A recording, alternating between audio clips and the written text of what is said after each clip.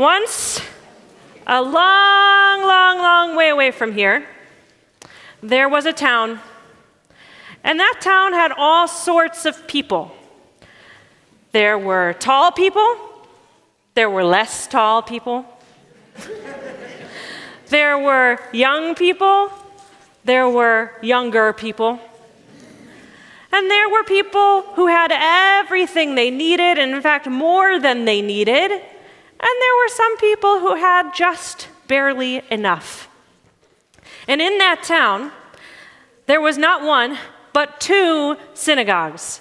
Because as you know, every town has not one, but at least 2 synagogues. And these 2 synagogues were very different. The one synagogue was attended by all the people who had more than enough, and it was built by those people who had way more than they knew what to do with. This synagogue was at the very top of a hill, and this synagogue had the most beautiful golden entryway, and it had the most beautiful stained glass in the sanctuary, and it had the most gorgeous arch doors, and it had the most beautiful oneg space, and the rabbi's office had every book that there was to have. The other synagogue was smaller, and it didn't really look like anything special from the outside.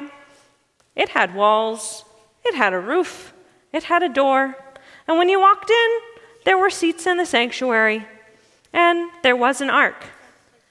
In this very, very fancy synagogue, the ark was full of Torahs. They had 10, 12, 20 Torahs in the ark. And these Torahs weren't just any Torahs. These Torahs had the fanciest dressings and the most colorful dressings, and they had bells all over them, and they also had beautiful belts, and they were shiny and they sparkled. In the smaller synagogue, there actually weren't any Torahs in the ark, because that synagogue could not afford any Torahs in the ark.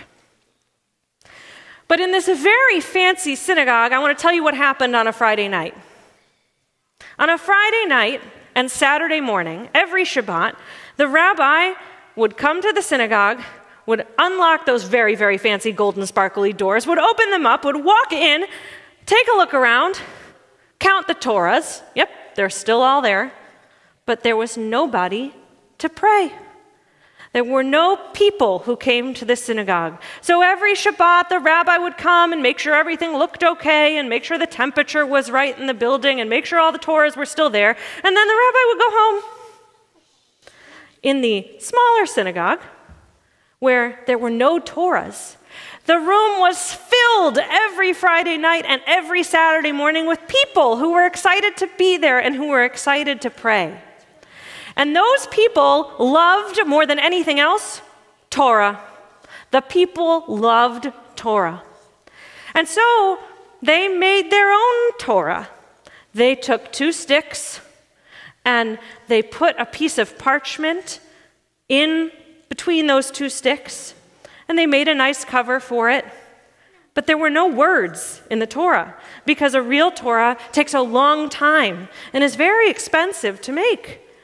But there was one congregant, a man who was blind, who had memorized the entire Torah.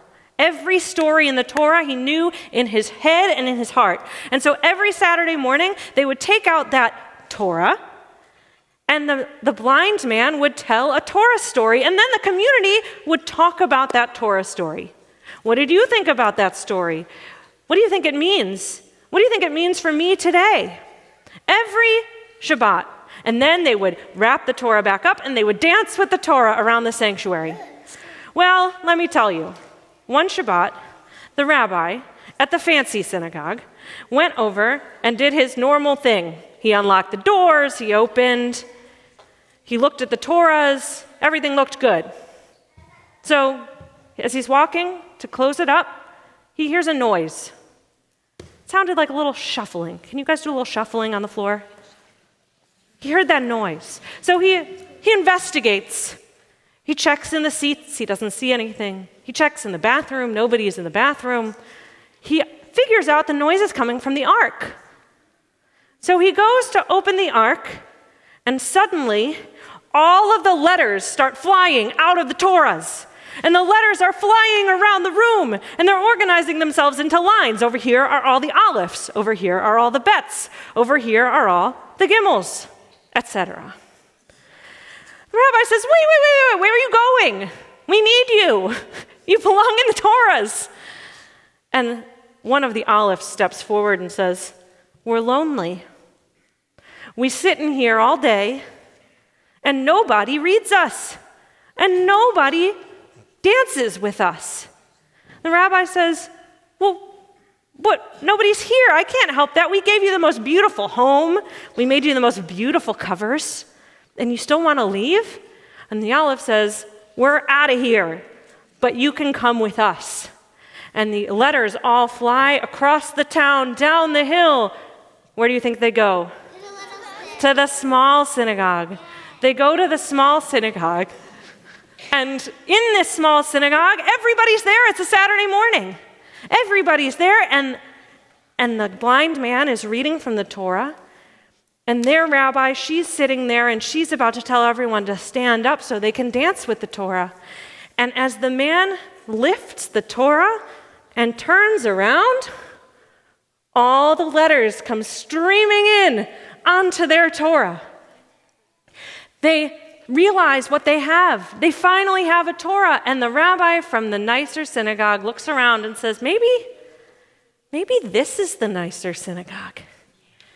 And so they wrap the Torah in its belt and in its handmade cover, and they dance around the room with the Torah just like you did a little earlier today. And the rabbi says, this is it.